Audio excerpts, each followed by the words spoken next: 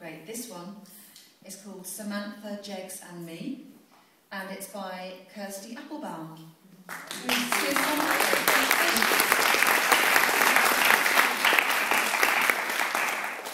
Strong representation from the ladies this evening, isn't it? Okay. Samantha, Jeggs and Me. Who'd have thought her breasts would look so beautiful under metal-laden khaki drill? I watch them lift with her breathing as she looks us all over, her new recruits. Right, she says, you lot are going to have to pay some serious attention from here on in. I mean, serious attention, understand? Samantha Saunders. I loved her so much back then. I wanted her so badly after she left. I'd wanted her for the softness of her skin. I wanted her for the scent of her hair. She was always sharp too, though, clever. You could talk to her about anything. So most of all, believe it or not, I wanted her for her brains. I could have murdered Jeggs for telling her about Carla. Carla was nothing, a drunken snob, that's all. But as soon as Sam heard, she packed her bags, left for military school.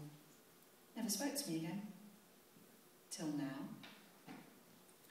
Remember, she says, straightening herself up in her uniform, there's only 2 ways you can get infected. First method of infection, she says, is any kind of death that leaves the brainstem intact. You can bet your life if you die out there in a non-contact situation, we're going to sever your brainstem quicker than you can say zombie apocalypse. So no need to worry about that one. We look at each other. Samantha carries on. Second method of infection, exchange of body fluids with a live zom. And let's be clear, unless you're a direct threat, no one's coming to your rescue if that happens. So for Christ's sake, don't let them get close enough to bite you in the first place, okay? Or shag you, sniggers Jeggs from behind me. Lieutenant Samantha Saunders looks straight over at us. Correction, she looked straight over at me. I couldn't fit more contempt on her face, so she shoveled it on with a spade. It wasn't me, I mouthed at her, shaking my head, a point over my shoulder to show her it was Jeggs. Jeggs getting me into trouble yet again. But she's not buying it, and I was wrong. She trowels on a whole new layer of disappointment and disgust. You can tell what she's thinking. Why have they sent me this pathetic group of arsewipes? Especially Richard Wilcox, for God's sake. How can I defeat the most serious threat mankind has ever encountered with a bunch of unemployed no-hopers? Who do they think I am? Superwoman? She's right, too. I look at us. There's me and Jeggs, freshly redundant from the car plant, a mousy-haired 30-year-old who's probably been sacked from the library for being too dull, and 2 kids, barely out of secondary. Army have lost too many proper soldiers to the Zom, see? Real service people like Samantha have to make do with us. Job seekers, made to run 3 missions before they'll dish out any benefits. So here we are. Samantha, Jeggs and me, with 3 other lost souls, standing in a perimeter lock, clutching a battered assortment of 3 handguns and a handful of boot knives between us. About to step onto the front line in an effort to defend the city from a particularly persistent bunch of zombies who just won't leave the fence alone. You think this is a joke, Richard Wilcox, she says. No, I manage. No, Lieutenant Saunders, I don't. I really don't. She sighs audibly and turns back to the others. Remember, as soon as the lock opens, we run for the hut. It's 200 metres away, direction 1 o'clock. A loudspeaker crackles into life. Inside door sealed, outside door opening in 10, 9. Once we're out, says Samantha, kill as many zombs as you can, properly. Insert your knife into the base of the skull or blast their heads off, preferably both. The lock will reopen in exactly 15 minutes and we get the hell back in. Got it? We nod. 3, 2, 1. Outside door opening. A whole side of the lock slides away. We see the hut at 1 o'clock. Quick, shouts Samantha, and we all run after her. She opens the hut door, leans in to check it out, then herds us in.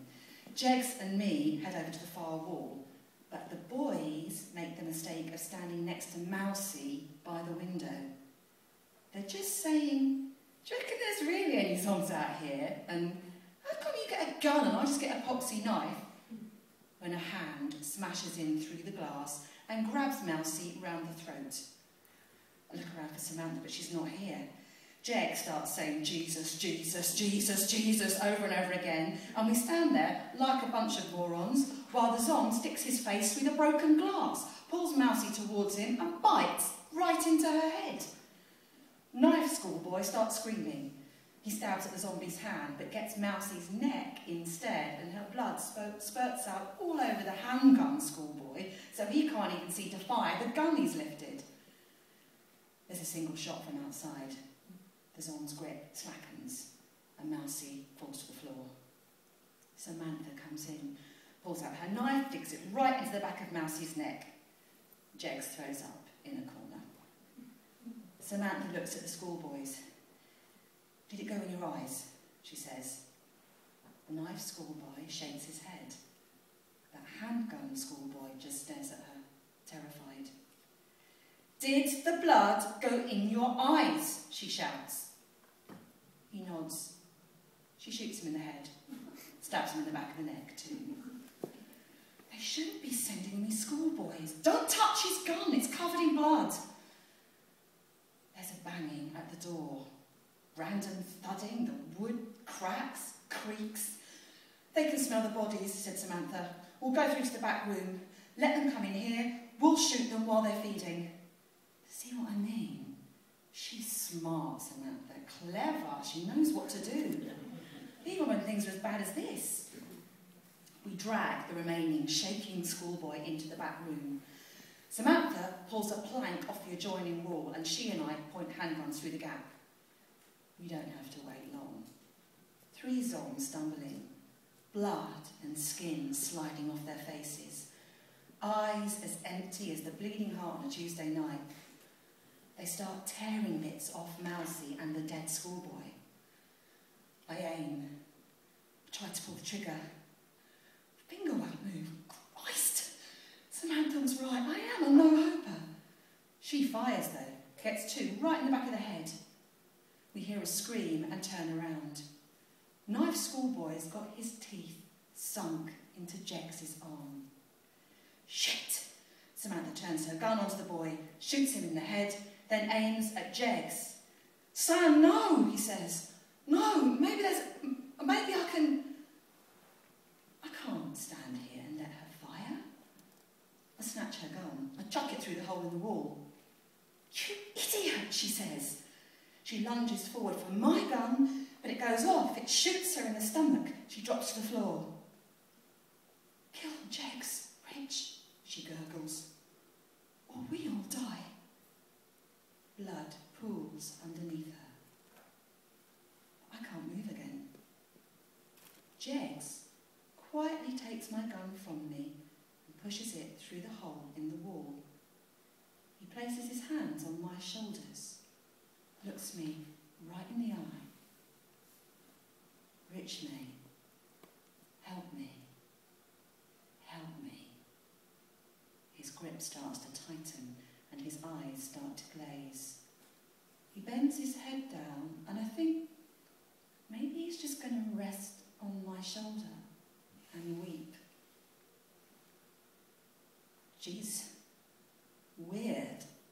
I thought, what did I think? Can't remember. Can't remember at all. Christ, I'm hungry. What's that? Moving in the corner. She's food. Don't remember food